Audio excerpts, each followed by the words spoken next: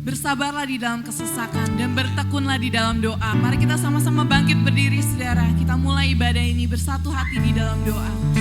Tuhan Yesus, kami bersyukur Tuhan. Kami punya Allah seperti-Mu.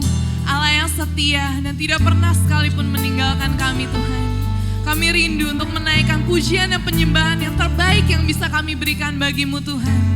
Inilah kami Tuhan anak-anak-Mu, lawat kami dengan Roh Kudus-Mu. Biarlah Roh Kudus yang bekerja di tempat ini, jadikan tempat ini lembah pujian bagi-Mu Tuhan. Biarlah apapun yang kami lakukan itu menjadi dupa yang harum, menyukakan hati-Mu Tuhan. Kami percaya ibadah ini diberkati dari awal, pertengahan hingga pada akhirnya. Hanya di dalam satu nama yang penuh kuasa, nama Tuhan Yesus Kristus. Yang telah berdoa kita sama-sama katakan, amin.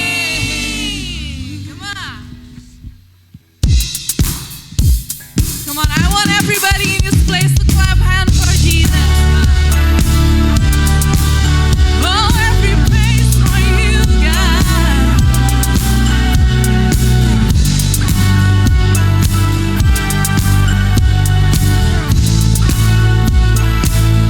Come on, let's sing. Every praise is to our God. Every word of worship with one accord. Every praise is to our God. Every praise is for you. Every praise is to our God. Every word of worship is one accord. Every praise is to our God. Every praise is to our God. Every word of worship with one accord. Every praise is to our God. Every praise is to our God. Every word of worship with one accord. Every praise is to our God. Sing hallelujah to our God. Glory, hallelujah is to our God. Every praise is to our God.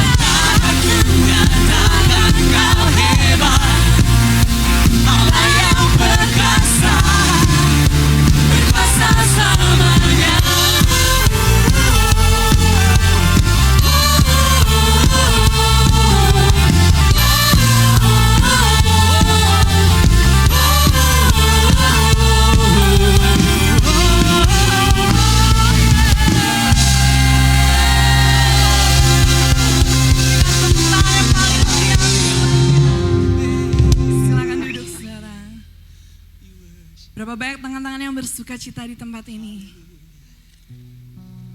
Terima kasih Tuhan atas sukacita yang Kau alirkan di dalam hati kami Tuhan. Kami mau ambil saat teduh sejenak Tuhan. Kalau boleh kita ambil waktu ini, kita ingat setiap perkara-perkara dalam kehidupan kita. Mungkin ada banyak kesusahan, pergumulan, masa lalu yang ingin kita tinggalkan. Tapi pada akhirnya kita selalu menemukan bahwa Tuhan itu selalu setia di sepanjang perjalanan kita. Di setiap langkah demi langkah, di setiap waktu. Dia selalu berkata bahwa sekali-kali pun aku tidak akan meninggalkan Engkau. Kalau kita bisa ada pada hari ini, kita bisa berdiri di tempat ini, itu semua karena kasih-Mu Tuhan. Itu semua karena kebaikan dan kesetiaan-Mu di sepanjang kehidupan kami. Dalam setiap perkaraku, ku temukan Engkau setia. Tangan Tuhan memegang hidupku, menopangku. Tuhan sanggup buka jalan bagi semua yang percaya janji-Nya. Kekuatan, pertolongan selalu ada bagiku. Kalau boleh kita berikan tepuk tangan saudara. Sebab Dia sungguh setia di sepanjang kehidupan kita. Jadikan lagu ini pernyataan iman kita dalam setiap perkara. Dalam setiap perkaraku, kutemukan Kau selalu setia. Kau setia. Tangan Tuhan memegang hidupku, menopangku dalam setiap perkara. Dalam setiap perkaraku, ku temukan Yesus, Yesus setia. Tangan Tuhan memegang hidupku, menopangku. Tuhan sanggup buka jalan bagi semua yang percaya janji-Nya. Kekuatan, pertolongan selalu ada. Sanggup buka jalan bagi semua yang percaya janji-Nya. Kekuatan, pertolongan selalu ada. Sanggup. Boleh sama-sama kita bangkit berdiri. Dia sanggup membuka jalan. Ketika Dia sudah buka, tidak ada orang yang mampu untuk menutup janji-Nya. Kekuatan, pertolongan selalu ada bagiku. Come on, imani setiap katanya. Tuhan sanggup, yang Kau sanggup buka jalan. Semua yang percaya, bagi semua yang percaya janji-Nya.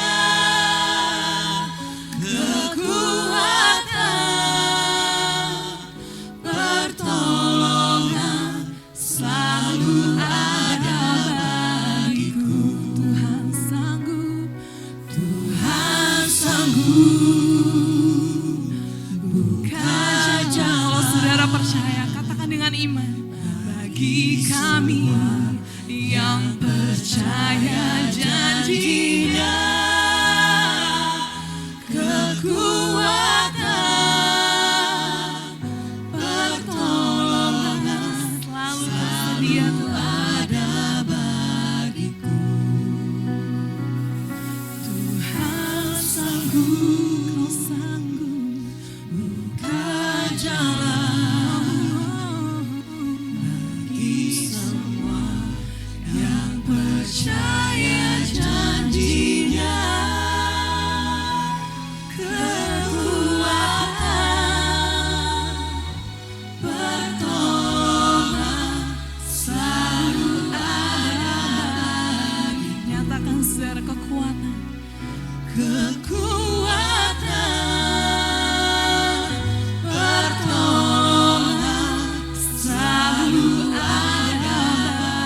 bagiku.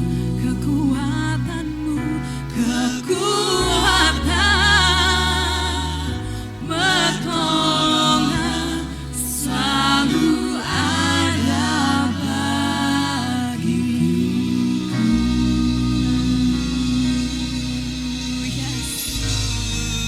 Boleh berikan tepuk tangan yang lebih meriah lagi, saudara.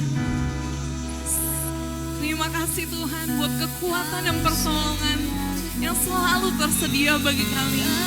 Bagi setiap orang percaya tidak akan pernah kehilangan pengharapan.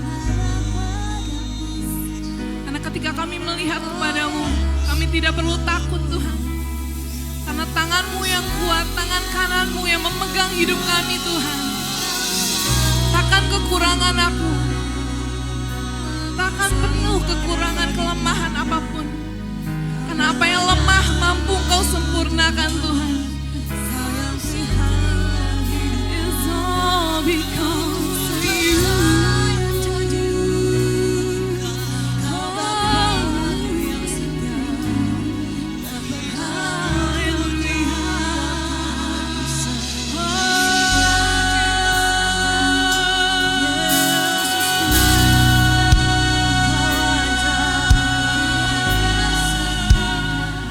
Yesus ku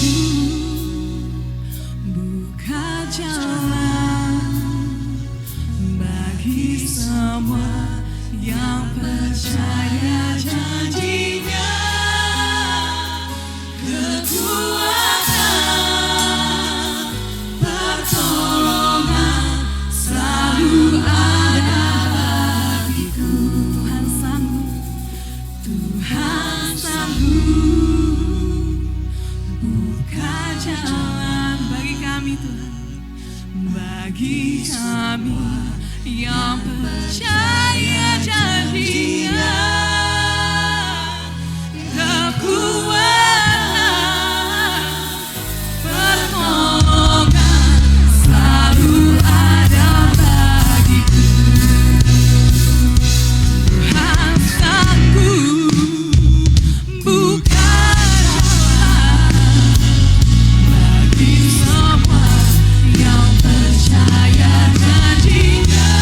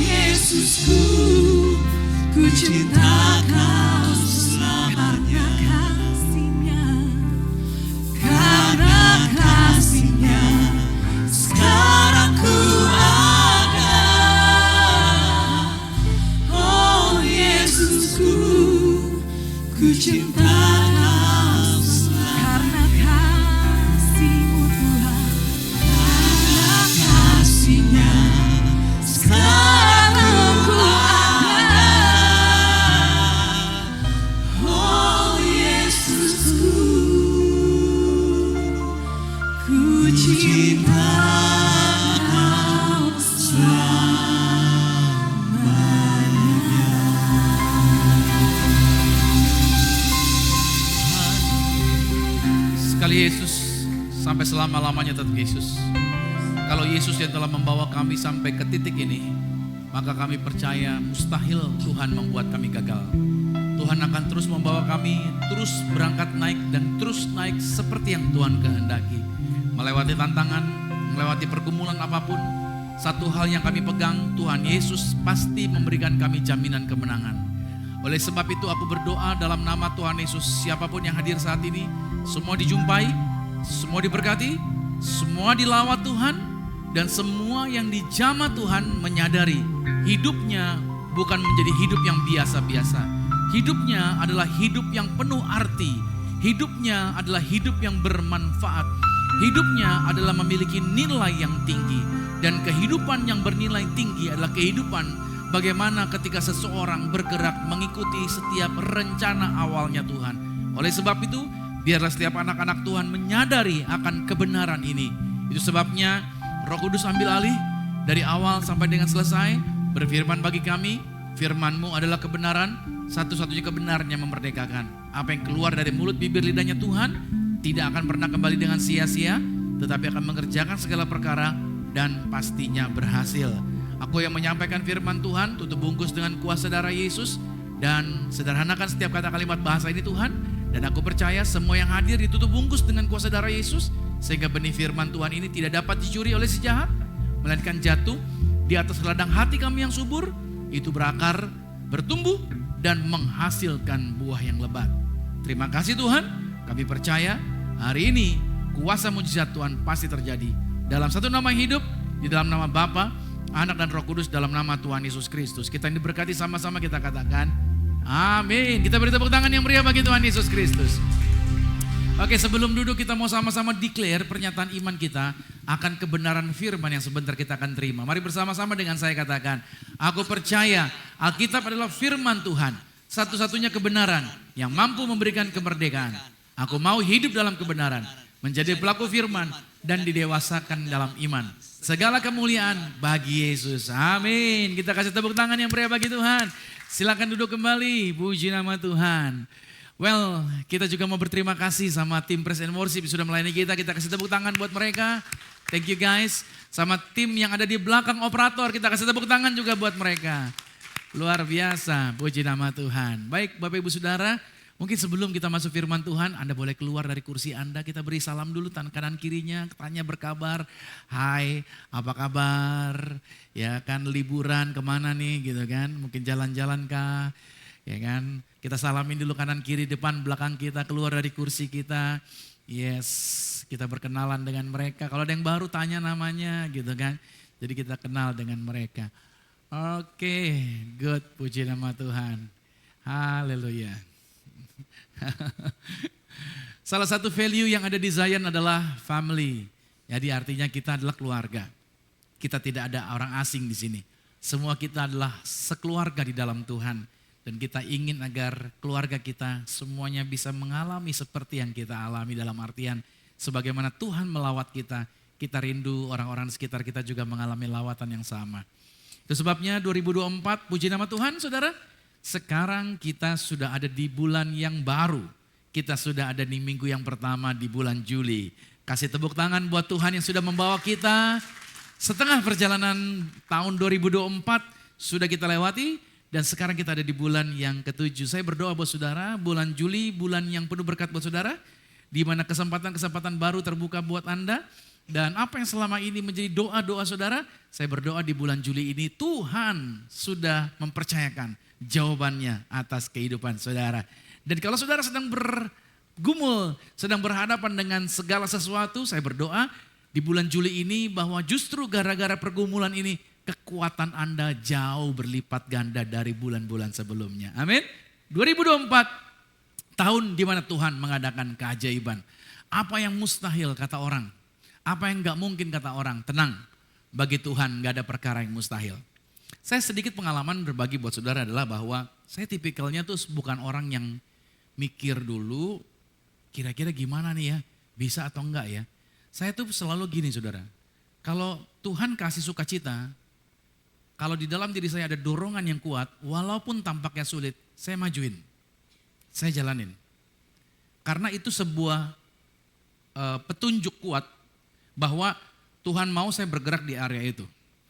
Dan dari sejak saya bertobat tahun 98 sampai dengan hari ini, saya gak pernah melihat Tuhan mempermalukan saya. Walaupun terkadang ada sikap saya, ada kemauan saya, yang mungkin berdasarkan maunya saya sendiri. Mungkin menurut beberapa orang berkata, saya terlalu nafsu dan lain sebagainya, terlalu mau sendiri. Tapi dalam tindakan kesalahan pun tetap ada penyertaan Tuhan yang membuat saya bisa melewati itu semua.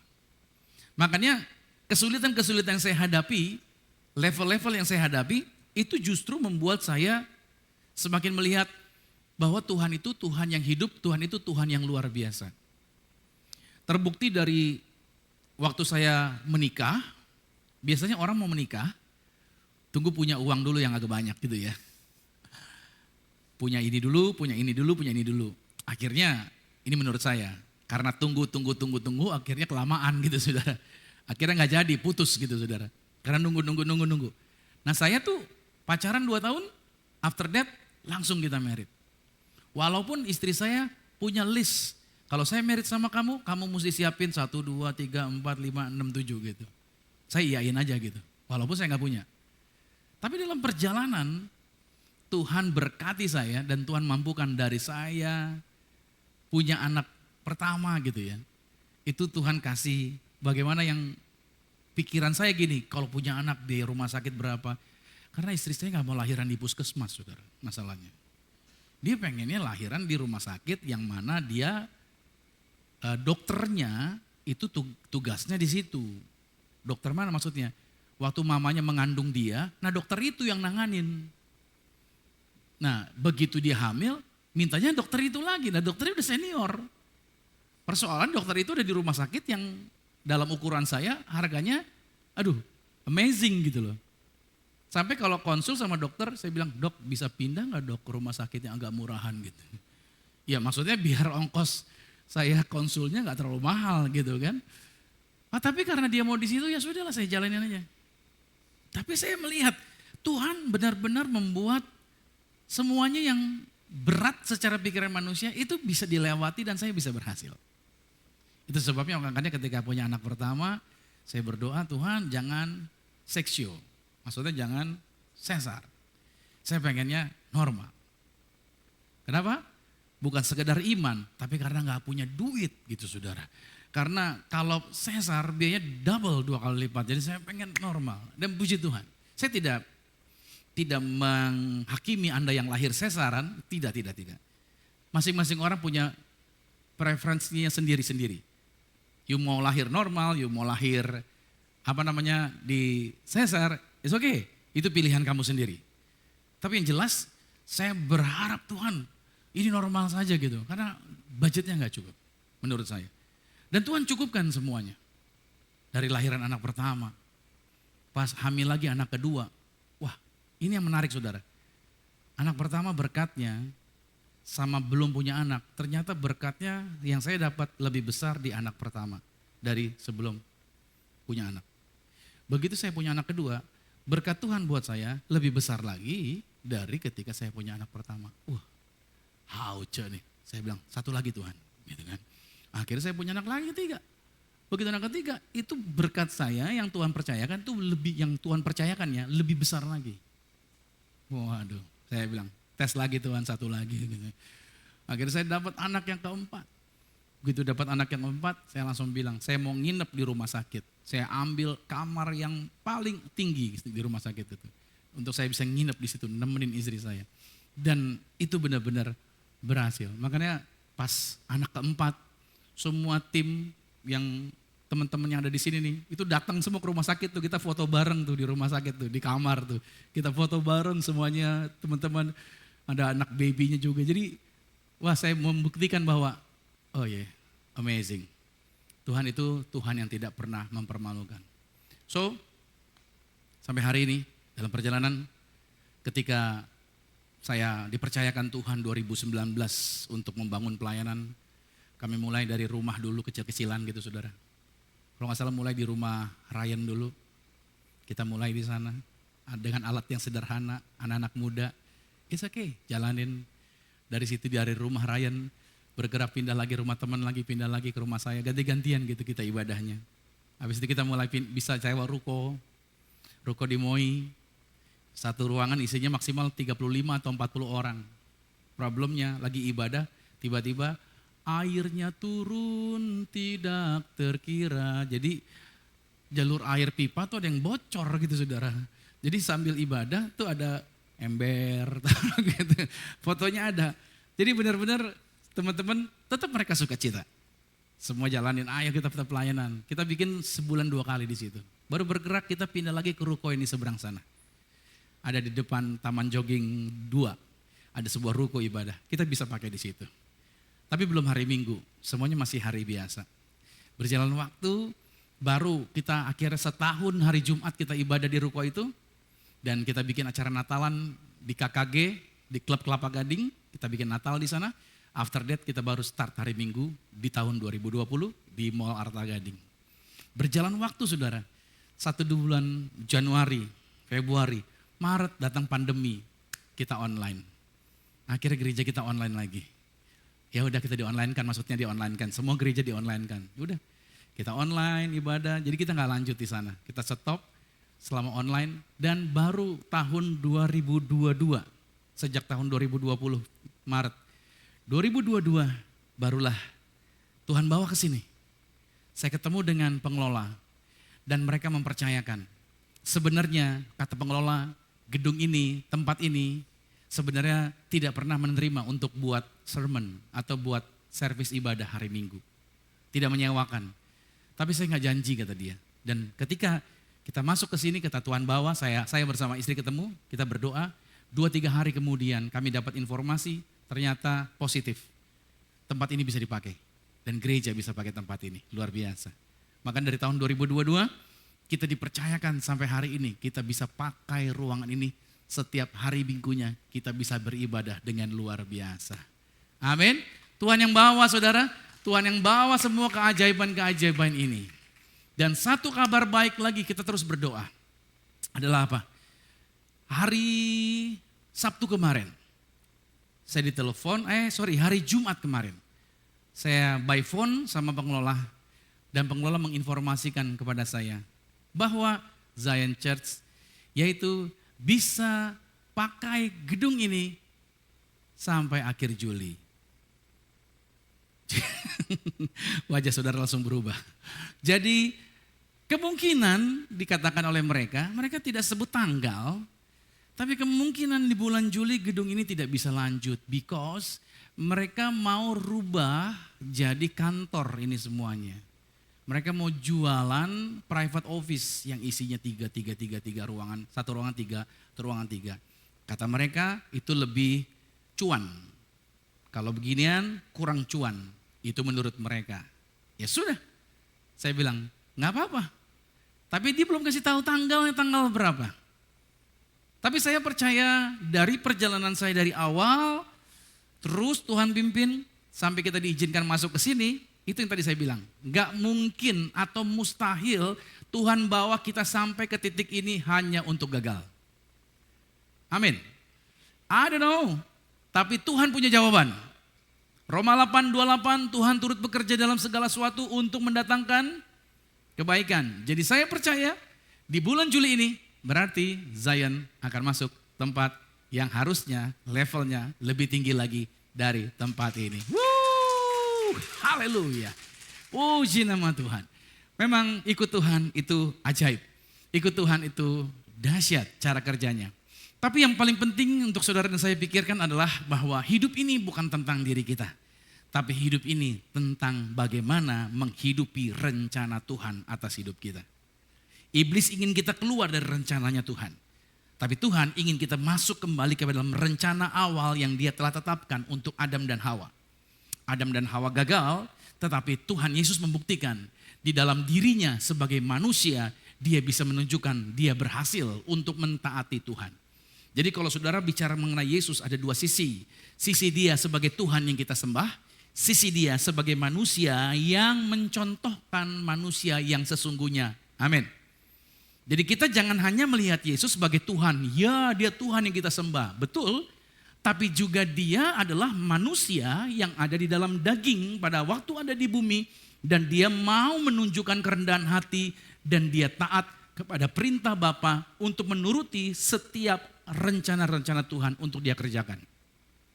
Nah, anak-anak Tuhan, kita orang Kristen harusnya bisa melihat apa yang Yesus buat dalam sisi kemanusiawiannya, itu pun harusnya bisa kita lakukan.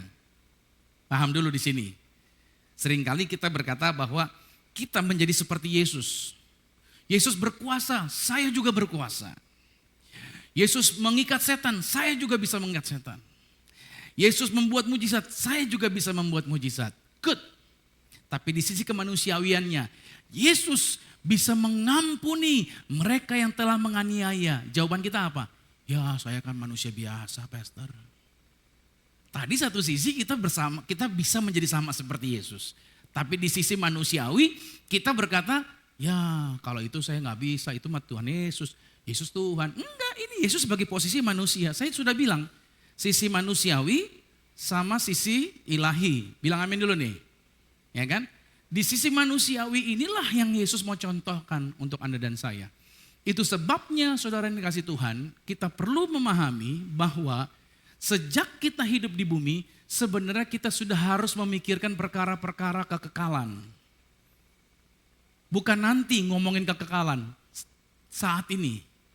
Kekal itu berbicara mengenai hidup kita menjadi orang-orang yang terpaut terus-menerus dengan Tuhan. Yesus dalam sisi kemanusiawiannya, dia telah mencontohkan bagaimana dia taat, bagaimana dia tunduk, bagaimana dia melakukan seluruh kehidupannya bukan mengenai dia, tapi mengenai Tuhan agar melalui perbuatan hidupnya orang-orang bisa diselamatkan. Itu yang dia kejar.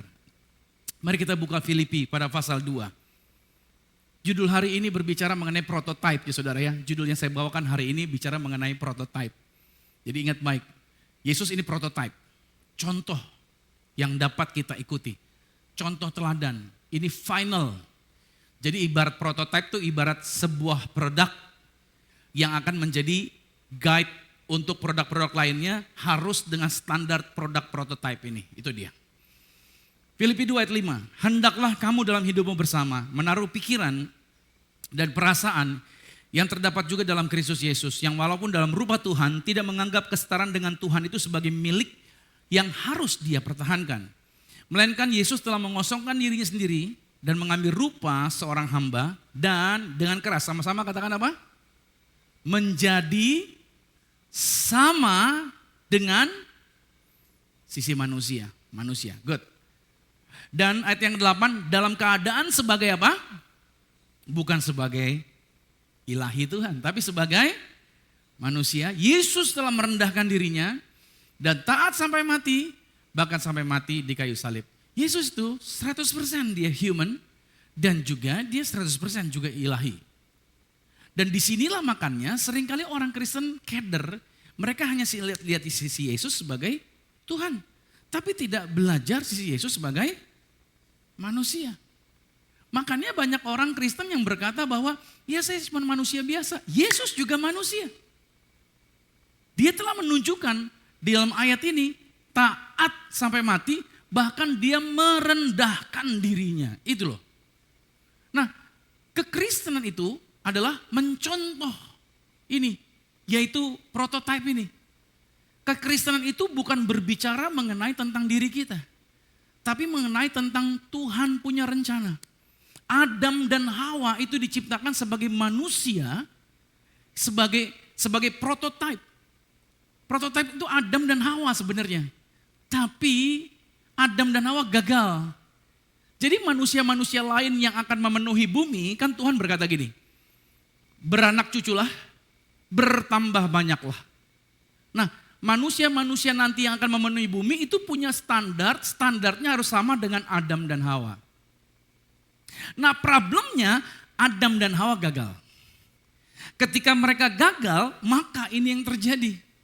Mereka menulari seluruh manusia. Sehingga semua manusia tidak mengikuti standar kebenaran yang tadinya adalah rindu mencari Tuhan, berkomunikasi dengan Tuhan. Lihat deh Adam dan Hawa deh. Awal-awalnya sebelum jatuh dalam dosa. Mereka selalu menunggu menanti-nantikan Tuhan. Tapi begitu mereka jatuh dalam dosa, mereka bersembunyi, mereka takut. Habis itu yang terjadi, Adam menyalahkan Hawa, Hawa menyalahkan ular. Mereka tidak lagi menjadi pribadi yang kompak. Mereka saling menyalahkan dan mereka kehilangan kemampuan-kemampuan hebat yang Tuhan percayakan. Dan itulah yang terjadi kepada seluruh umat manusia. Mereka tertulari oleh kegagalan Adam dan Hawa. Roma 5 ayat 12 berkata, sebab itu sama seperti dosa telah masuk ke dalam dunia oleh satu orang, dan oleh dosa itu juga maut, demikianlah maut itu telah menjalar kepada semua orang, karena semua orang telah berbuat dosa. Jadi saudara bisa melihat di sini bahwa Adam yang tadinya prototipe awal untuk menjadi contoh standar semua manusia gagal. Adam gagal menjalankan rencana Tuhan di dalam kehidupannya di dunia ini. Makanya Adam yang pertama, saya katakan yang pertama adalah Adam yang pertama. Berarti ada Adam yang kedua. Adam yang pertama itu adalah gagal di taman itu. Tapi Adam yang kedua, yaitu Yesus, dia datang ke bumi untuk apa? Untuk menunjukkan sebagai prototipe seperti yang Tuhan mau. Agar apa? Agar melalui manusia Yesus ini, semua manusia berubah dan kembali kepada standar awal. Pernah isi bensin? Setiap kali isi bensin, mbaknya atau emasnya pasti ngomong sesuatu sama saudara. Kita mulai dari nol ya. Maksudnya apa? Tuhan Yesus datang ke dalam dunia agar semua di reset kembali kepada sistemnya Tuhan. Manusia ini rusak. Kenapa? Karena kita memakai sistemnya dunia, sistemnya iblis, kuasa dunia ini yang merusak. Makanya kenapa manusia curang, kenapa manusia yaitu berusaha mengalahkan yang lain dengan segala macam cara. Ya kan, persaingan memang ada, tapi pada akhirnya kita nggak mau ngalah. Padahal ada sebuah buku, John Maxwell menulis, sometimes you win, but sometimes you learn. Bukan you lose, you learn. Hidup ini belajar, nggak menang nggak apa-apa, kita belajar. Memperbaiki lagi kualitas kita, mengembangkan lagi talent yang ada pada diri kita. Tapi dunia ini mengejar apa? Harus the best. I have to be number one. Problemnya di gereja ada banyak pengajar yang mengatakan saya mesti number one. I have to be number one. Nah kita gak perlu bersaing sebenarnya. Dengan apa? Dengan persaingan yang orang-orang kejar. Tahu gak kenapa? Harusnya Anda relax. Kenapa relax? Karena kita sudah punya jaminan kerajaan sorga. Seharusnya kita tenang. Jadi pada waktu ada orang yang jahat dan pada waktu ada orang yang coba mengambil area kita relax, tenang. Kenapa? Karena saya sebagai warga sorga, saya tahu. Waktu kamu tutup saya di situ, Tuhan pasti buka lagi jalan yang baru. Waktu kamu coba ambil yang punya saya di situ, di sini lebih gede lagi dari yang di situ. Anda gak bakal berkata, kurang ajar, dia ngambil milik saya. Awas ya, saya balas segala macam. Itu maunya setan. Tapi maunya Tuhan, tenang. Dimanapun tempat yang saya injak, tempat itu pasti diberkati. Amin. Anda gak perlu cari muka. Kenapa? Karena Anda sudah punya muka. Anda gak perlu jilat orang. Gak enak, asin. Mendingan Anda beli es krim, itu lebih enak. Itu sebabnya saudara, Adam yang awal gagal. Tapi Jesus datang untuk menunjukkan dia berhasil. 1 Korintus 15, seperti ada tertulis, manusia pertama Adam menjadi makhluk yang hidup. Ya kan? Kejadian 2 ayat 7, dari debu dan tanah dibentuk jadi manusia, habis itu dihembuskan sama Tuhan, hidup. Oke, tetapi Adam yang akhir, Yesus maksudnya, menjadi roh yang menghidupkan. Nah, Yesus itu menghidupkan Anda untuk bisa berhasil. Tetapi yang mula-mula datang bukanlah rohaniah, tetapi yang alamiah, Adam tadi. Kemudian barulah datang yang rohaniah, Adam yang kedua, yaitu Yesus. Manusia pertama berasal dari debu tanah, bersifat jasmani.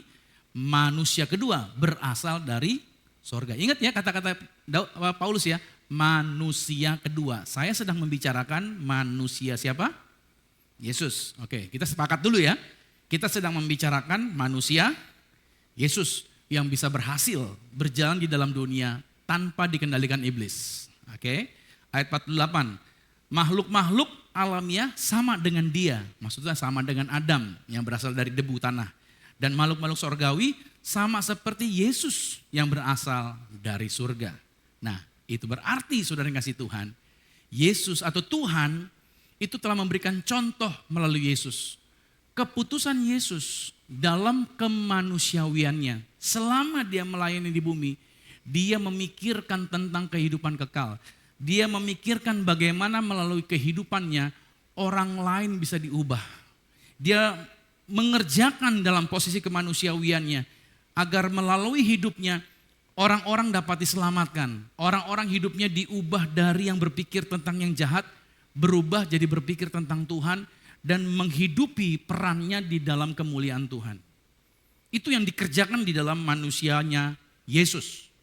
Nah, kita bisa melihat di sini saudara, di dalam amanat agung sebelum Yesus naik ke sorga, Yesus pun mengatakan dalam Matius pada pasal 28 ayat 19, kata Yesus begini, karena itu pergilah, jadikanlah semua bangsa muridku dan baptislah mereka dalam nama Bapa dan Anak dan Roh Kudus. Dan di sini dia, sama-sama dengan keras katakan, ajarlah mereka melakukan segala sesuatu yang telah kuperintahkan kepadamu. Kata ajarlah itu senada atau sejajar dengan Yohanes 14 ayat 26.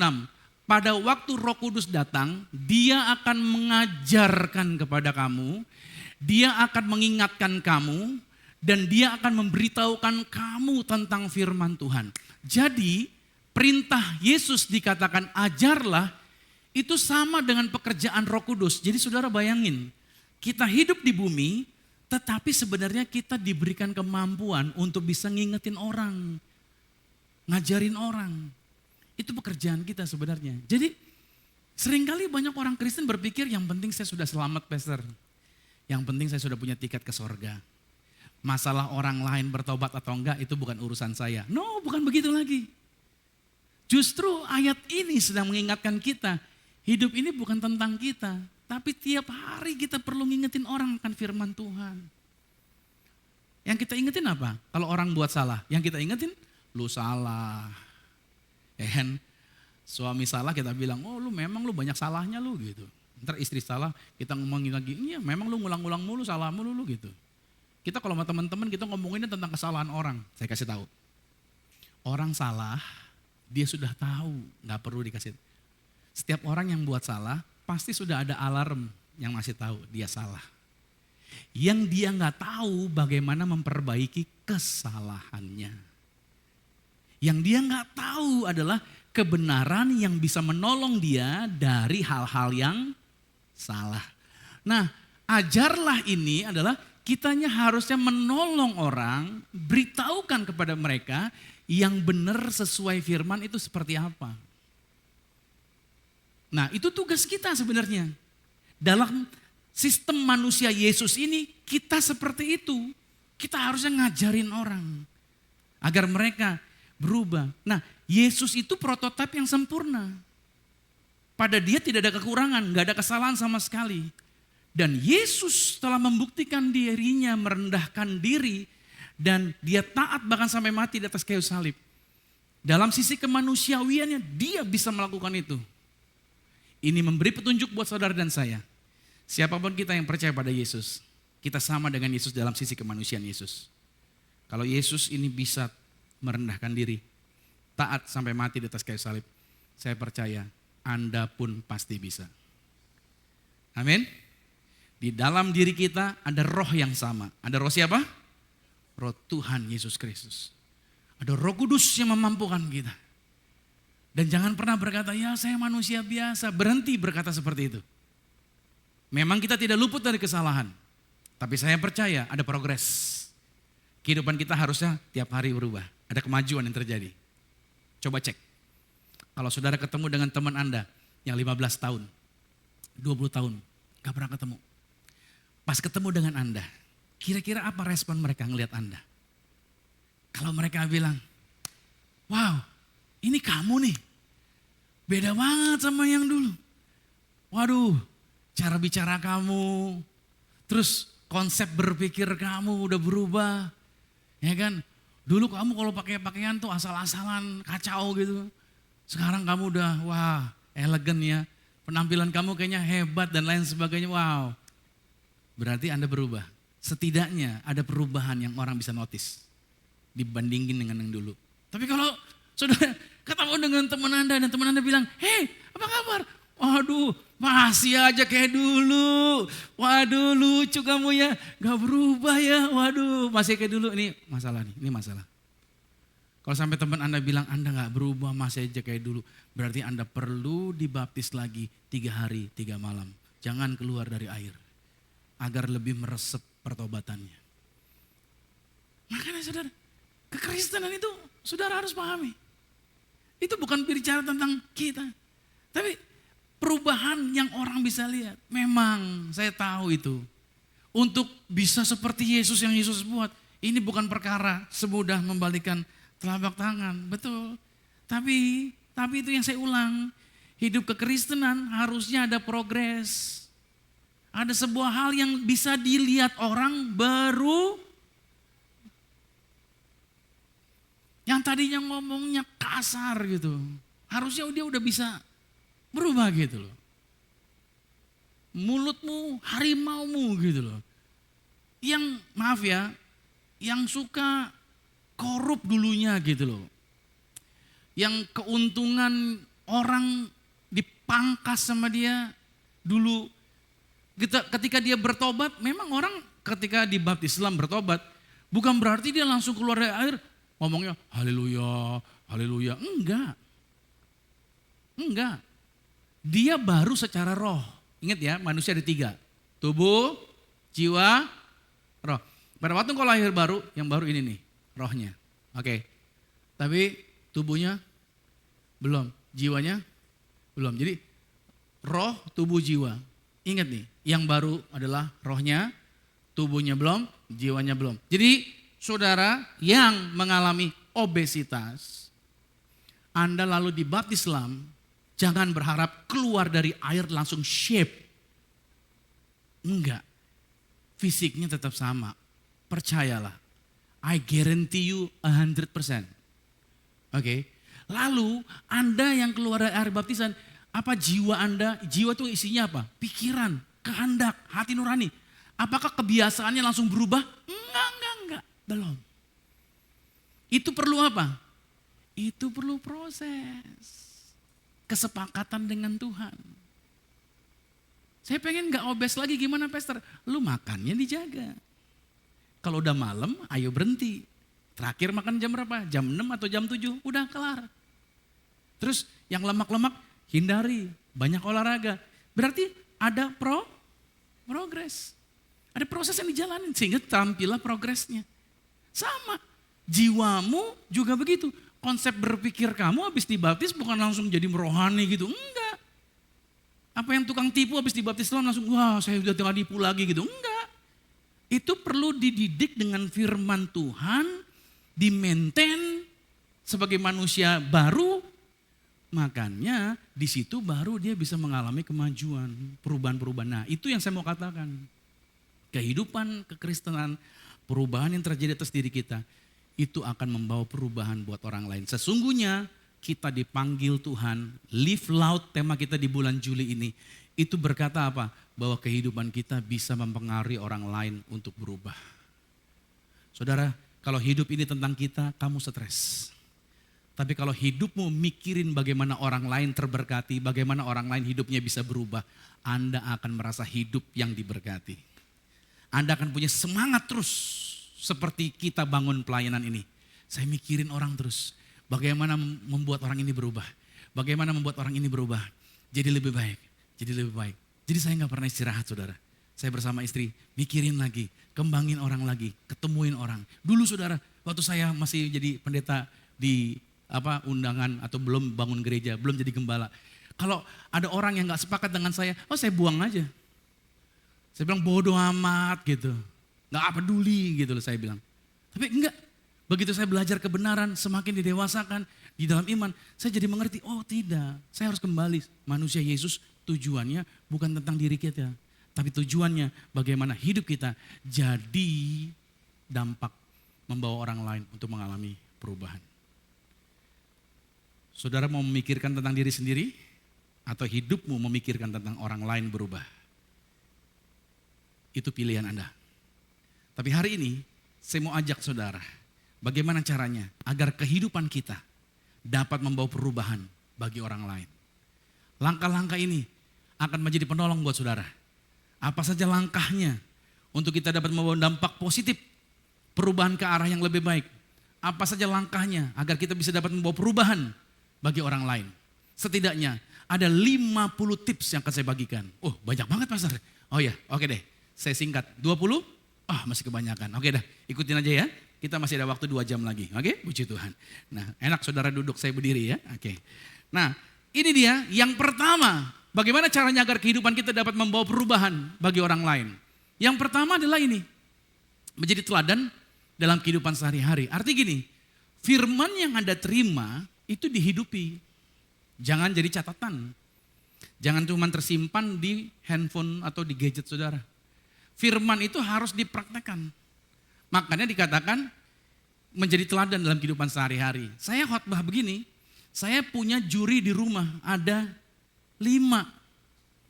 Ya kan, ada istri saya, ada anak saya yang pertama, anak saya yang kedua, anak ketiga, anak yang keempat. Kalau saya khotbah tidak sesuai prakteknya di rumah, mereka akan bersuara, katanya pendeta gitu. Wow, gak aman buat saya gak aman. Itu sebabnya kehidupan kita kalau ingin jadi berkat untuk membawa perubahan buat orang lain, kita harus jadi teladan dalam kehidupan kita sehari-hari. Saudara kalau masuk di depan, di foyer, ada gambar apa?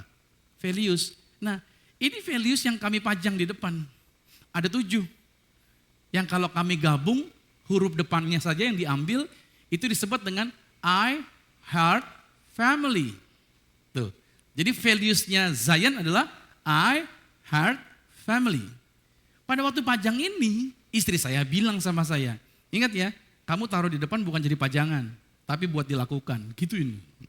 Bukan keren-kerenan, biar kelihatan gerejanya eksis gitu ya. Wah, ada value-nya loh, sama kayak gereja-gereja lain. Enggak, jadi harus dipraktikan. Saya harus berintegritas, saya nggak boleh belang, nggak boleh abu-abu.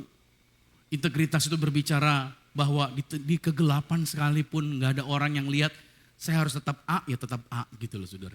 Berintegritas, honoring, saya harus menghormati semua orang bukan karena dia punya sesuatu. Enggak, hormati, hargai semua orang sama. Excellent, kalau bisa kasih yang terbaik kenapa harus yang biasa-biasa? Iya, accepted. Orang dari latar belakang yang berbeda-beda, mungkin masa lalunya buruk, jangan dihakimi. Gereja ibarat bengkel, terima. Saya belajar menerima orang dalam berbagai kekurangan. Relevan, nyambung, nggak kaku, nggak jadi hamba Tuhan yang kaku. Lu nggak sejalan sama gue, nggak bisa gitu. Enggak, relevan. Bagaimana kita bisa menjangkau orang dalam perbedaan yang ada. Teamwork, nggak mau bekerja sendiri tapi belajar bekerja sama. Misalkan saya khotbah, saya ada panduan di belakang yang mengatakan ABCD segala macam, saya dibatasi oleh waktu dan lain sebagainya. Ya udah, saya ikuti. Dan family, kita belajar apa? Semua adalah keluarga. Nah, berarti saudara, Matius 5 pada ayat yang ke-16 berkata, demikianlah hendaknya terangmu bercahaya di depan orang, supaya mereka melihat perbuatanmu yang baik dan memuliakan Bapamu yang ada di sorga. Jadi, untuk kita bisa membawa perubahan buat orang lain, hidupi dulu firman itu di dalam diri kita. Lakukan, praktekkan. Orang akan bisa melihat perubahan yang ada pada kita. Lalu yang kedua adalah apa? Bersaksi dengan kasih. Ayo, kalau engkau ingin orang lain berubah, bersaksi. Ada 2 instrumen yang terlibat di dalam bersaksi dengan kasih. Bersaksi dengan perbuatan atau tindakan, bersaksi dengan perkataan. Bersaksi dengan tindakan itu saudara, misalkan saudara mengambil bagian dalam pelayanan. Itu sebagai apa? Sebagai karya Anda menunjukkan iman Anda. Praktekkan di dalam apa? Di dalam pelayanan. Di dalam kepedulian Anda. Kasih yang tulus, ikhlas, praktekkan. Itu yang disebut dengan bersaksi melalui tindakan. Orang bisa melihat perubahan dalam hidup Anda pada waktu Anda melakukan kebaikan. Perbuatan kebaikan. Bagaimana kalau ada teman yang datang? Guys, pinjam 100 biar silaturahmi tidak terputus gitu. Biasanya kan suka banyak orang begitu kan. Kira-kira apa yang harus Anda lakukan dengan seperti itu? Saya mau sampaikan sama saudara, bersaksi bukan hanya melalui tindakan, tapi juga perkataan. Anda boleh, mujizat apa yang sudah terjadi atas hidup Anda? Bagaimana Tuhan berkarya atas hidup Anda? Yuk bersaksi, tapi dengan lembut. Jangan maksa. Suka-sukanya orang Kristen kalau bersaksi, saya mengalami lawatan Tuhan. Saya pada waktu sakit, saya berdoa dan mujizat Tuhan terjadi. Ya kan, kalau kamu sakit sekarang, kamu masuk rumah sakit, wah kamu kurang iman. Wah, itu orang Kristen gitu tuh. Kamu kurang iman. Ya kan, makanya kamu lemah sampai hari ini. Harusnya kita bersaksi bukan dengan menghakimi, tapi ceritakan bagaimana Tuhan melawat hidup kita, bagaimana Tuhan bekerja. Karena setiap orang levelnya tidak sama. Ada orang yang belum sampai ke kapasitas Anda dan dia perlu waktu. Tapi saya percaya dengan kesaksian yang Anda sampaikan, itu akan menguatkan mereka untuk mereka bergerak dari level mereka ke level selanjutnya. Yang ketiga, langkahnya adalah apa? Mengembangkan komunitas yang kuat. Ayo terlibat dalam kegiatan gereja. Kalau gereja ada kegiatan, misalkan kita punya kunjungan ke panti sosial, ayo terlibat di dalamnya. Biar orang bisa merasakan perubahan yang ada pada diri saudara. Ayo kalau gereja ada kegiatan, misalkan bagi sembako, ikutan. Kalau gereja ada kegiatan misalkan untuk bikin kelas-kelas pendalaman materi dan lain sebagainya, ikutan, join di dalamnya. Itu adalah program-program gereja. Bukan cuma dalam kegiatan itu, juga kita tergabung dalam small group. Kalau saudara mau didewasakan, saudara masuk di dalam iConnect. Jangan jadi Kristen yang cuma datang ke gereja di hari Minggu, tapi join di sini. Kenapa? Ketika di sini kita belajar speech, belajar berdoa buat orang, belajar ngupas firman, belajar punya hati buat orang dan mendengarkan keluhan mereka. Nah itu dia, ada di iConnect. Saya mendukung Bapak Ibu Saudara, ayo terlibat. Kalau engkau ingin hidupmu membawa perubahan buat orang lain, kembangkan komunitas yang kuat. Yang keempat, pelayanan sosial dan keterlibatan masyarakat. Ayo ikut dalam pelayanan kepada yang membutuhkan. Misalkan Anda aktif dalam pelayanan sosial, gak harus di gereja lagi. Di luar sana banyak, ada komunitas. Misalkan memberi makan yang lapar, mengunjungi orang sakit, atau membantu mereka yang kurang beruntung. Ayo terjun di dalam masyarakat. Jangan cuman orang Kristen ngumpulnya sama orang Kristen aja. Ayo kumpul di luar sana juga. Tunjukkan bahwa Anda orang yang percaya pada Yesus, amin. Partisipasi dalam masyarakat, misal jadi ketua RT kayak. Orang Kristen boleh nggak? Boleh. Atau kalau nggak jadi ketua RT, jadi sekretaris RT. Atau jadi bendahara RT, atau jadi ibu PKK. Atau tergabung dalam Jumantik. Apa tuh Jumantik ya? Yang suka keliling rumah tuh, ngecek di rumahnya ada nyamuk, cintik nyamuk, nah segala macam gitu. Nggak apa-apa. Saudara terlibat. Artinya ada apa? Anak Tuhan kelihatan partisipasinya di dalam masyarakat. Jadi orang bisa melihat Yesus di dalam tindakan Anda. Yang kelima saudara adalah pendidikan dan pemberdayaan. Artinya di sini kita mendukung pendidikan Kristen misalkan yang memiliki nilai-nilai moral dan spiritual. Nah saudara dukung untuk nilai-nilai seperti ini di sekolah. Makanya saya setuju ya, pendidikan Kristen senang sekolah-sekolah pendidikan Kristen. Kenapa? Karena mereka menanamkan pengajaran-pengajaran karakter di dalamnya. Ya someday gak apa-apa kita bermimpi dulu suatu hari Zion bisa punya sekolah. Amin. Siapa tahu, who knows.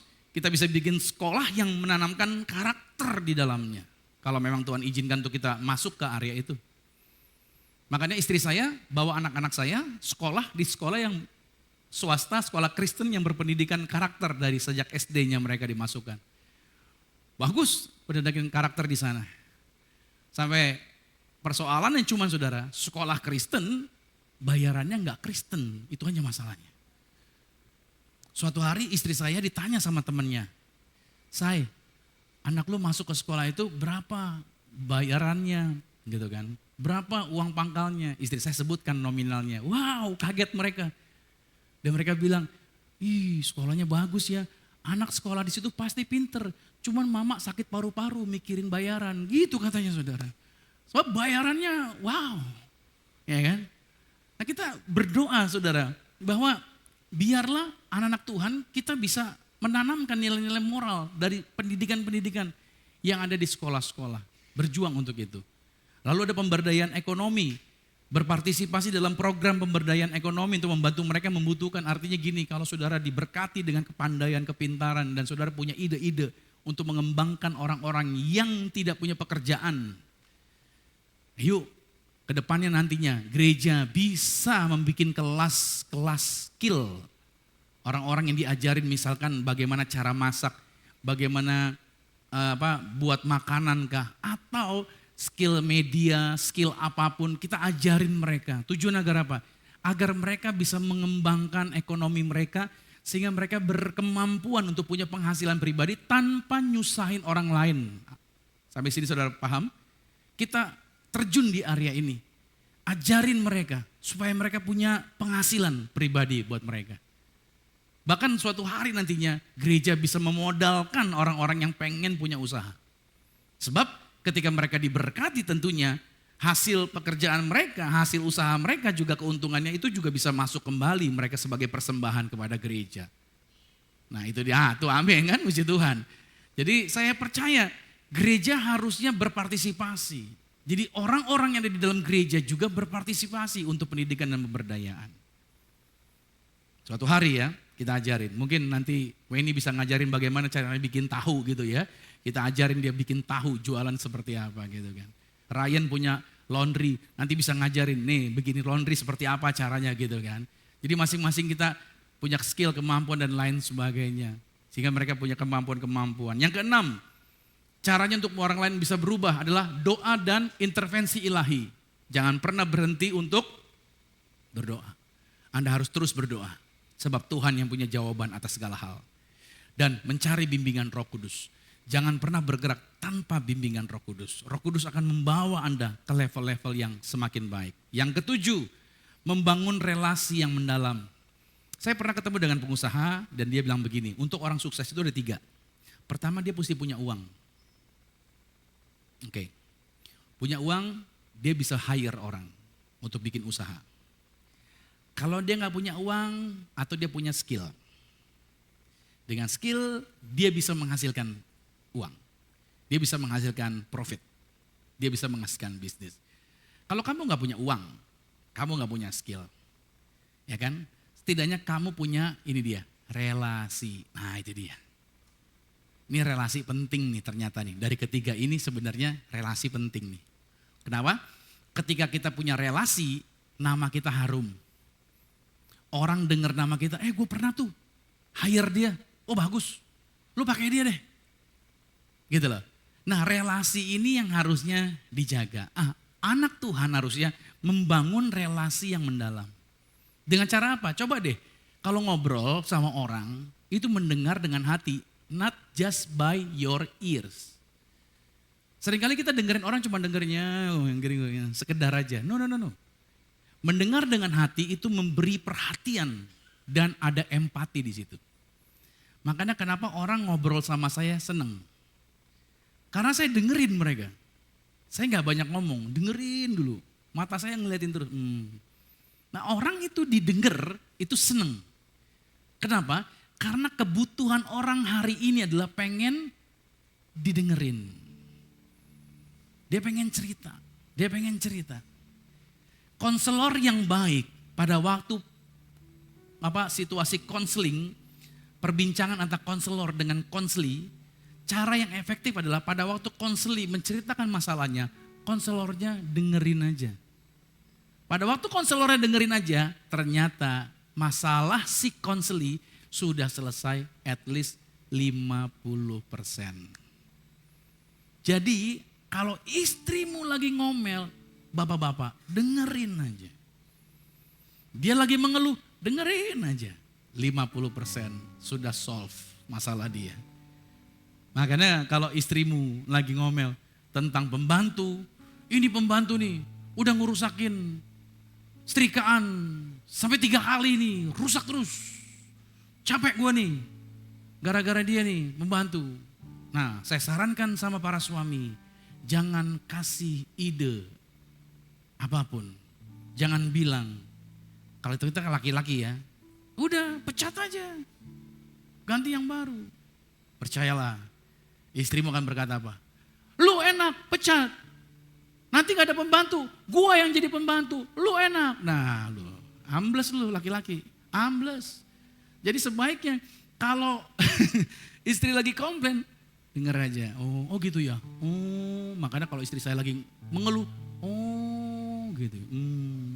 Iya nih Pi, capek nih mami nih, urusin pembantu gini. Gitu. Oh gitu. Begitu saya selesai, dia langsung bilang, makasih ya Pi, udah dengerin mami. Nah gitu saudara, udah solusi itu. Dia cuma perlu denger aja, jawabannya gitu doang, gitu aja. Itu selesai, masalah udah selesai itu ya, haleluya. Nah, membangun hubungan yang kuat. Dalam relasi itu perlu membangun hubungan yang kuat. Investasikan dalam hubungan yang sehat. Hubungan yang sehat ya, hubungan yang sehat itu jangan menghakimi kalau temanmu salah. Hubungan yang sehat itu jaga. Apa yang gak disukai oleh temanmu jangan kau lakukan. Hubungan yang sehat itu semua lakukan. Baik dengan keluarga, teman maupun di dalam komunitas. Lakukan. Ketika engkau membangun relasi yang mendalam, engkau bisa membawa perubahan buat orang lain. Dan yang terakhir saudara, menerima dan mengasihi semua orang. Sama-sama katakan menerima. Katakan mengasihi semua orang. Artinya apa? Kalau mengasihi orang tuh jangan diskriminasi. Jangan pilih-pilih. Dia gak baik sama gue. Gitu kan. Waktu itu gue minta tolong sama dia gak tolong. Enggak. Udah. Jadikan dirimu sebagai orang yang tidak diskriminasi. Jangan melihat latar belakang orang itu. Status sosialnya. Atau apa keyakinannya. Jadilah orang yang bergaul dengan baik. Amin. Jangan cuma mikirin dirimu sendiri. Yang penting tentang diri saya sendiri. No. Ingat ya. Manusia Yesus itu, dia bukan cuma mikirin diri dia. Tapi bagaimana hidupnya bisa menghidupi orang-orang yang bersama-sama dengan dia. Amin. Hidup ini sometimes gak semua orang sepakat dengan kita. Hidup ini sometimes gak semua orang harus sependapat dengan kita. Tapi biarlah engkau menjadi orang-orang yang bisa menerima dan mengasihi semua orang. Miliki juga yang berikutnya, toleransi dan pengertian. Mungkin engkau memberi ide sama seseorang, tapi idemu gak diaksep. Jangan kecewa. Ketika idemu gak diaksep, jangan langsung gue gak mau kasih ide lagi, malas lah. No. Jangan punya pikiran seperti itu. Tapi saudara tetap jaga, mungkin saat ini belum mau, nanti deh. Perlu waktu untuk memberikan pendapat sama dia. Tetap punya hati yang terbuka untuk mau belajar dari orang lain. Nah, saya simpulkan, kedelapan ini adalah situasi manusia Yesus yang dia lakukan dan dia bisa.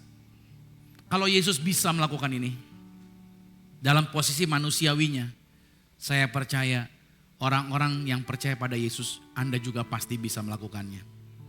Amin. Tuhan membuat Anda berhasil untuk bisa melakukan ini. So, ada sebuah tulisan dari Joel Osteen.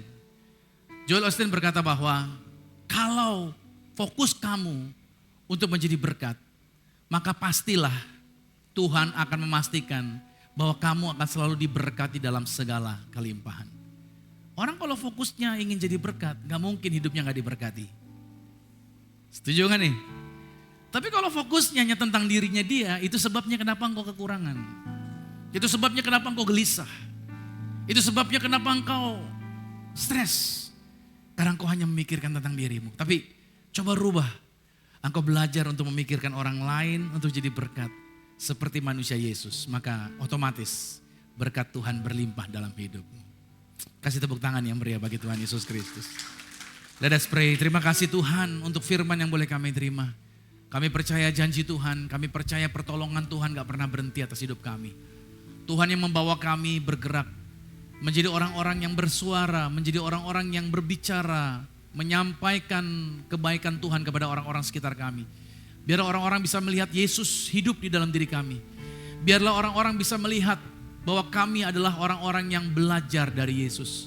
Mengikuti teladan Yesus, mencontoh dari Yesus. Dan orang-orang melihat perbuatan, Orang-orang melihat perkataan kami. Orang-orang melihat konsep berpikir kami. Mereka bisa melihat dan merasakan Yesus yang ada di dalam diri kami. Aku berdoa setiap anak-anak Tuhan yang hadir hari ini menjadi garam, menjadi terang, membawa dampak. Agar dari satu orang bertobat, seisi rumahnya pasti diselamatkan. Entah keluarga, entah orang tua mereka, entah saudara-saudari mereka, itu bisa dijumpai dan diselamatkan. Kami percaya Tuhan, janji Tuhan tidak pernah salah. Kebaikan Tuhan tidak pernah berhenti atas kehidupan kami. Kami telah menerima firman ini. Dan kami percaya, kami tidak berjalan sendiri. Tapi ada Yesus yang selalu menemani, yang menguatkan kami. Terima kasih Tuhan buat setiap bagian firman yang telah kami terima. Di dalam satu nama yang hidup, di dalam nama Bapa, Anak dan Roh Kudus, dalam nama Tuhan Yesus. Kita semua yang diberkati sama-sama katakan, amin. Kita beri tepuk tangan yang meriah bagi Tuhan Yesus Kristus. Luar biasa firman Tuhan, kita yakin dan percaya saudara, kalau Yesus saja bisa mampu untuk menaklukkan sisi kemanusiawinya, tapi kita juga pasti bisa saudara. Orang-orang yang percaya kepadanya, Tuhan tidak pilih orang lain, tapi Tuhan pilih Anda dan saya untuk bisa minimal kita berdampak bagi keluarga kecil kita, orang-orang sekitar kita, dan saya yakin dan percaya kita lebih lagi bisa serupa dengan Kristus dan kita bisa memuliakan nama Tuhan dimanapun kita berada. Boleh kita berikan tepuk tangan sekali lagi untuk Pastor Romi Matulesi yang telah menyampaikan firman Tuhan. Sama-sama kita siapkan hati dan pikiran kita mau masuk ke dalam perjamuan kudus.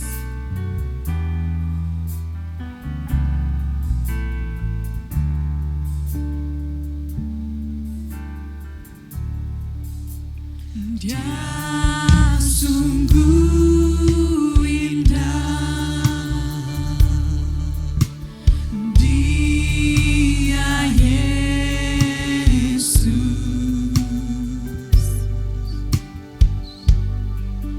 Dia ajaib, Dia mulia, Dia agung, Dia cinta daku. Dia cinta daku dan ampuniku, bahkan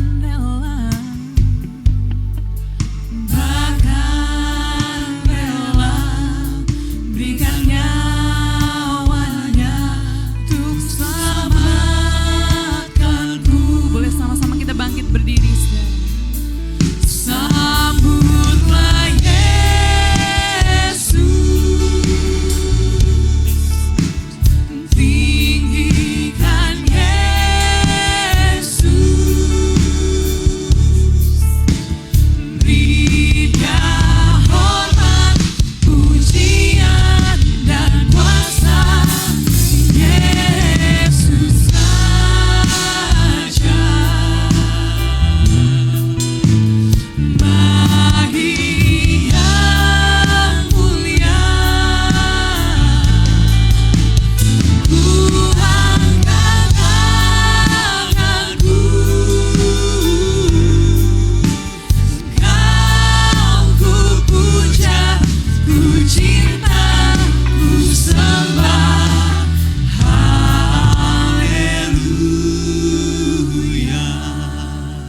Kenapa selalu kita setiap kali perjamuan kudus, bahkan diarahkan tiap hari kita boleh sakramen tubuh darah Yesus? Karena everyday kita dibombardir dengan informasi dunia tentang berbagai hal negatif. Suatu hari saya membaca sebuah buku dari seorang hamba Tuhan, yaitu Andrew Wommack. Dia di situ mengambil sebuah kutipan dari seorang hamba Tuhan, saya lupa namanya, hamba Tuhan senior. Dari sejak istrinya meninggal, maksudnya hamba Tuhan senior ini, dia itu tiap hari dia kerjanya hanya membaca firman dan baca firman. Suatu hari dia selalu pelayanan mujizat. Suatu hari datang jemaat 2 orang, mau masuk rumah dia. Bolehkah kami masuk? Kata mereka pasangan suami istri. Si hamba Tuhan berkata, silakan masuk. Kalian berdua boleh masuk, tapi surat kabarnya tinggalin di luar. Gitu saudara. Ekstrim sekali memang. Tapi apa yang saya ambil poinnya adalah bahwa di dalam surat kabar ada banyak hal baik enggak? Pasti. Tapi di dalam surat kabar juga ada begitu banyak hal buruk juga di sana. Poinnya adalah setiap hari kita, bukan hanya hal baik, tapi begitu banyak hal buruk yang kita terima. Dari media sosial, serangannya lebih banyak lagi. Dan bayangin saudara, Anda diserang dengan berbagai pikiran berita buruk. Apa gak mungkin pikiranmu gak mikirin? Apa gak mungkin hatimu bertanya-tanya tentang berita buruk itu? Misalkan tentang kadar oksigen, kadar udara yang kurang baik. Kepikiran gak sih di saudara, kalau keluar rumah, gue kena sakit gak ya? Batuk gak ya? Radang gak ya? Dan lain sebagainya. Kepikiran gak sih waktu dolar naik 16 ribu something, dan belum turun dan lain sebagainya. Kira-kira saudara kepikiran gak gimana usaha? Gimana ntar buat hidup dan lain sebagainya. Nah itu sebabnya kenapa Anda dan saya terima tubuh darah Yesus. Agar setiap hari kita diingatkan bahwa yang jamin hidup kita bukan kabar dunia ini. Yang jaminkan hidup kita bukan perkataan orang. Yang jaminkan hidup kita adalah Yesus yang tidak pernah berubah. Dari dulu sekarang sampai selama-lamanya. Kalau dia sudah berjanji, dia menyertai kita sampai kesudahan zaman. Dia tidak pernah berhenti dan tidak ada perubahan. Dia tidak berubah, tidak stop penyertaannya. Kalau dia sudah bawa Anda keluar dari satu titik, masuk ke titik selanjutnya, maka Tuhan tidak pernah cancel. So hari ini saudara, kalau ada kelemahan tubuh, perkatakan oleh bilu-bilu Yesus kalau saudara disembuhkan. Engkau berkata bahwa tanganmu diberkati. Kau diangkat naik ke level-level selanjutnya. Walaupun ada tantangan yang berat, jangan gentar, jangan takut. Ada Tuhan Yesus yang membuat kita pasti berkemenangan. Dan dia ada bersama dengan saudara. Pada waktu kau mengangkat roti ini menjadi tubuh Kristus. Pada waktu kau mengangkat anggur ini di darah Yesus. Kau ada di dalam Yesus. Yesus ada di dalam saudara. Iblis gak punya kuasa atas hidup Anda. Mulut Anda bisa melepaskan perkataan kuasa. Mari kita angkat rotinya. Dengan iman, sama-sama katakan, dalam nama Yesus, inilah roti yang telah turun dari surga. Inilah tubuh Tuhan Yesus Kristus, tubuh yang tergantung di atas kayu salib, yang memberikan kami bersama dengan keluarga, kehidupan yang kekal di dalam kerajaan sorga. Oleh korban tubuh Kristus, maka mulai hari ini kami menang atas segala virus, atas segala penyakit, menang atas segala jenis nyamuk, tidak terkapar di rumah sakit, tidak terkapar di ruang ICU. Kami punya umur panjang dan tidak sakit-sakitan. Dalam nama Tuhan Yesus, inilah roti yang turun dari surga. Inilah tubuh Tuhan Yesus Kristus. Mari kita makan Bapak Ibu Saudara, inilah tubuh Tuhan Yesus.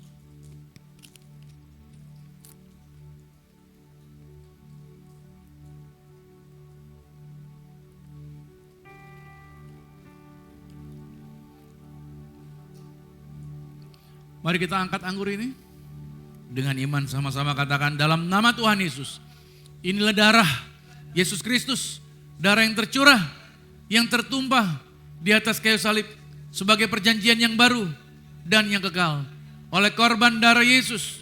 Maka mulai hari ini kami dijaminkan sebagai warga sorga. Punya rumah di surga. Punya rumah di bumi. Tidak mengembara. Selalu dijagai. Pasukan malaikat sorgawi. Aku tolak kuasa gelap, roh jahat, setan iblis, dilumpuhkan, dihancurkan. Kami punya iman, doa kami diberkati berhasil.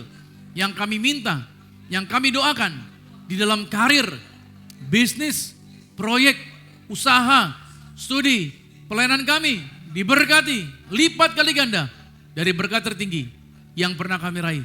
Dalam nama Yesus, inilah darah Yesus Kristus. Mari kita minum darah Yesus.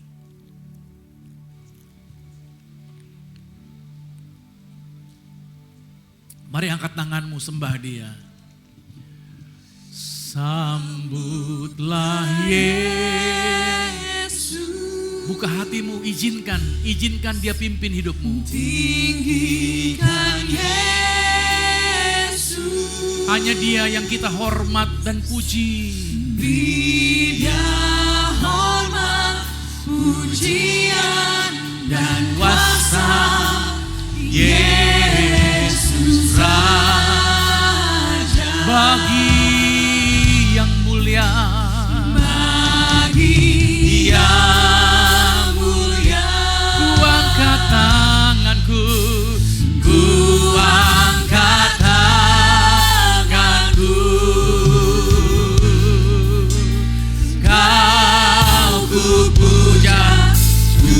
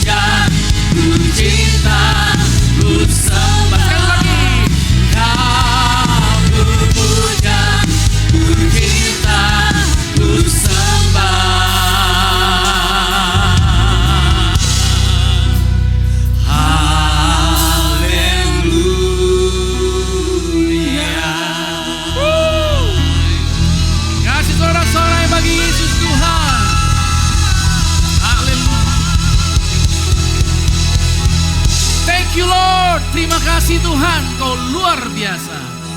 Di tangan kami ada minyak urapan Tuhan yang memberi perintah. Maka murid-murid diperintahkan mengusir setan dan juga menyembuhkan orang sakit. Kami mengangkat dalam nama Tuhan Yesus, inilah minyak urapan. Setiap tetesnya punya kuasa mengusir setan. Dan setiap olesnya punya kuasa mendatangkan kesembuhan ilahi. Dalam nama Tuhan Yesus Kristus, inilah minyak urapan. Anda boleh teteskan atas kepala saudara. Maka setiap pot, setiap botol ini dalam nama Bapa, Anak dan Roh Kudus, dalam nama Tuhan Yesus, inilah minyak urapan. Setiap anak Tuhan yang bawa minyak ini, mereka mengalami mujizat kesaksian yang baru dalam nama Tuhan Yesus. Maka Amsal 18 ayat 21 berkata, hidup dan mati dikuasai lidah. Barang siapa yang suka menggemakannya, maka dia akan memakan buahnya. Please, saya ulangi lagi. Jangan ucap sembarangan. Jangan perkatakan kata-kata negatif. Jangan ulangi kata-kata setan. Yang perlu kita ulangi hanya kata-kata Tuhan.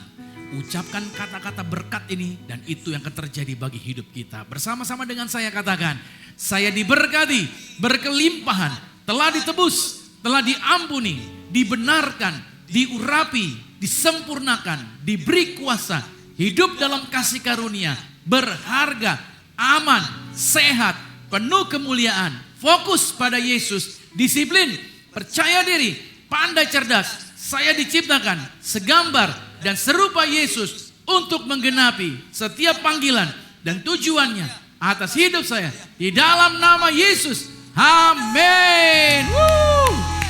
Terjadilah doa orang benar bila dengan yakin didoakan sangat besar kuasanya. Bulan Juli bulan yang diberkati, tangan-tangan mereka diberkati. Sebagai ucapan syukur, kami akan bawa korban syukur. Apa yang kami korbankan di ladang Tuhan, kami tidak pernah kekurangan, bahkan diberkati dalam kelimpahan yang luar biasa. Terpujilah nama Tuhan. Dalam nama Yesus yang percaya diberkati, sama-sama dengan saya katakan amin. Kasih tepuk tangan lagi bagi Tuhan Yesus. Silakan duduk kembali, kita bawa korban syukur kita.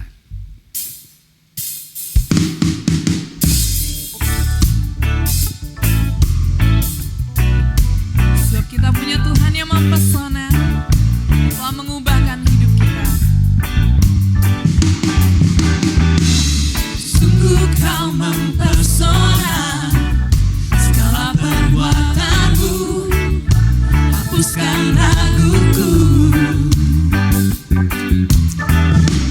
Kau buktikan kasih-Mu, mati bagiku, hapuskan dosaku. Oh, oh, oh, oh, oh. Sungguh kau mempesona, segala perbuatanmu hapuskan raguku. Kau buktikan kasih-Mu, mati bagiku, hapuskan dosaku. Kau ubahkan hidupku, semua menjadi baru. Sekarang ku bersuka di dalam-Mu, Yesusku. Kau jagai hidupku, melangkah di jalan-Mu, sampai ku terima mahkota kehidupanku. Oh,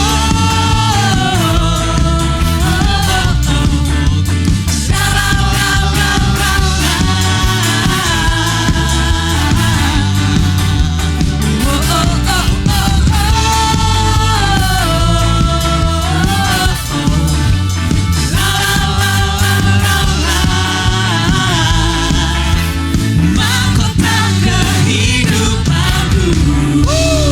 Kasih tepuk tangan bagi Tuhan. Terima kasih buat persembahan syukur Bapak Ibu Saudara, dan Tuhan Yesus memberkati kelipatan kali ganda bagi setiap saudara. Ada beberapa sedikit informasi tentunya tentang iConnect yang selalu kami kampanyekan. Kami merindukan bahwa saudara ayo tertanam di dalam iConnect, dalam small group, agar saudara terlatih menjadi dewasa dan terbangun. Saudara menjadi berkat buat orang lain, belajar mendoakan orang, belajar berani untuk mengupas firman juga, karena ada panduan-panduan yang akan memudahkan Anda di dalam kegiatan iConnect ini. Bahkan juga segala kebutuhan Anda, informasi apapun yang ada yang saudara butuhkan, yang akan minta dilayani dari gereja, dari iConnect ini, saudara akan langsung terakomodasi. Jadi saya percaya bahwa ini bukan sekedar kumpul, tetapi ini adalah sebuah kegiatan untuk mendewasakan iman dan kedewasaan saudara juga terpantau oleh leaders yang ada di sana. Lalu kami juga mengundang bagi Bapak Ibu Saudara untuk mari join dalam pelayanan bersama-sama dengan kami di Zion Church. Join volunteers kami, ada setiap bagian-bagian yang saudara bisa ikut terlibat di dalamnya. Semakin saudara melayani artinya saudara sebagai bukti kasih Anda dalam tindakan perbuatan ada di dalam pelayanan. Ayo, saya percaya saudara dikasih skill. Anda pasti ada talenta. Tuhan pasti kasih karunia kepada saudara. Dan itu bisa dipakai untuk jadi berkat bagi orang lain. Lalu kunjungi juga our social media, baik itu yang ada di Instagram, baik juga ada Facebook ataupun di TikTok kami. Jadi saudara silakan follow our social media sehingga kegiatan-kegiatan gereja, updatean terbaru, apapun yang ada di sana, Anda bisa ikuti perkembangan-perkembangan yang ada di dalamnya. Dan kita percaya bahwa melalui sosial media kita itu akan bisa menjangkau lebih banyak orang.